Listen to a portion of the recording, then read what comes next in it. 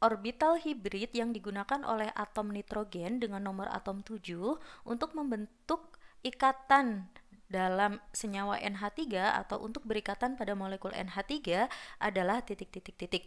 Jadi yang ditanyakan itu adalah jenis orbital hibridnya. Oke, ya. Pertanyaannya adalah jenis orbital hibrid. Nah, di sini yang perlu kita tuliskan terlebih dahulu itu adalah konfigurasi elektron dari nitrogen itu sendiri. Nitrogen nomor atomnya 7 berarti 1s2, 2s2, 2p berapa? 3 ya. Karena dia nomor atomnya 7. Maka ketika kita gambarkan orbitalnya, berarti kan gambarnya seperti ini kan.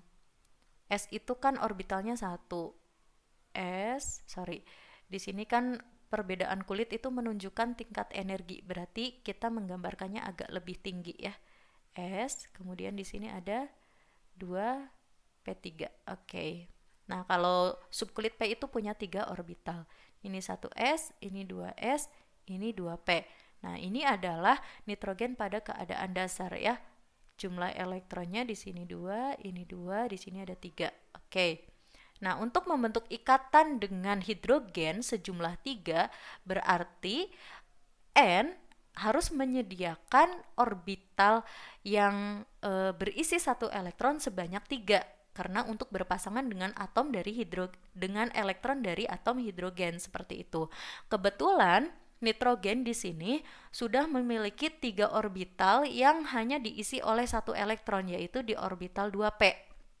Sehingga nanti ketika tergabung orbitalnya, di sini kan yang ditanya itu orbital hibrid ya. Oke, saya jelaskan dulu apa itu hibridisasi ya. Hibridisasi. Nah, hibridisasi itu merupakan suatu proses penggabungan orbital-orbital dengan tingkat energi yang berbeda,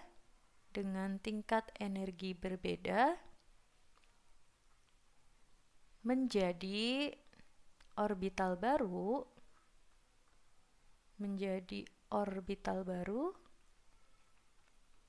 dengan tingkat energi yang sama ya. Dengan tingkat energi yang sama.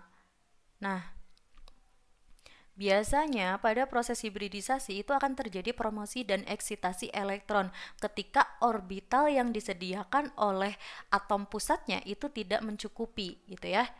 Energi yang sama. Seperti itu. Jadi, ingat lagi hibridisasi itu proses penggabungan orbital-orbital dengan tingkat energi berbeda menjadi orbital baru dengan tingkat energi yang sama. Nah, biasanya proses hibridisasi ini akan terjadi yang namanya promosi dan eksitasi elektron ketika orbital yang disediakan oleh atom pusatnya itu tidak mencukupi. Tetapi untuk kasus yang nitrogen ini, kalau kita tuliskan orbital untuk elektron valensinya untuk nitrogen itu kan dia berada di 2s dan 2p. Begitu kan? Nah, 2s dan 2p meskipun di kulit yang sama-sama kulit kedua, tapi berbeda subkulit ya. Di sini ada 2s, di sini 2p. Oke, ini elektron valensi dari nitrogen. Di sini ada 2, di sini ada 3. Nah, kebetulan nitrogen ini akan berikatan dengan hidrogen sebanyak 3. Maka nitrogen harus menyediakan ruang sebanyak 3 yang diisi oleh 1 elektron. Otomatis nanti di sini akan masuk atom hidrogen. Seperti itu ya. Karena sudah tersedia orbital yang berisi hanya oleh 1 elektron. Nah, sehingga nanti di sini itu terjadi yang namanya hibridisasi ya, tanpa melalui proses eksitasi atau perpindahan elektron dari misalkan 2s ke 2p. Itu tidak perlu pindah elektronnya untuk menggabung menjadi orbital baru. Kenapa? Karena di 2p itu udah mencukupi untuk ditempati oleh masing-masing satu elektron dari atom H seperti itu. Nah, di sini terjadi proses hibridisasi ya, sehingga nanti akan terbentuk orbital baru ya orbitalnya itu menjadi satu. Nah, bukan lagi 2s dan 2p, tapi dia bergabung. Di sini jadi ada 4, namanya apa? sp3. Kenapa disebut sp3? Kita ngambil subkulit S-nya 1, ada 1 orbital, dari subkulit P itu ada 3 orbital, 1, 2, 3, sehingga orbital yang baru itu disebut sebagai orbital sp3. Nah, di sini elektronnya udah terisi oleh 2, kemudian yang 3 itu baru oleh 1 elektron. Sehingga di sini atom H itu bisa memberikan 1 elektronnya, gitu ya.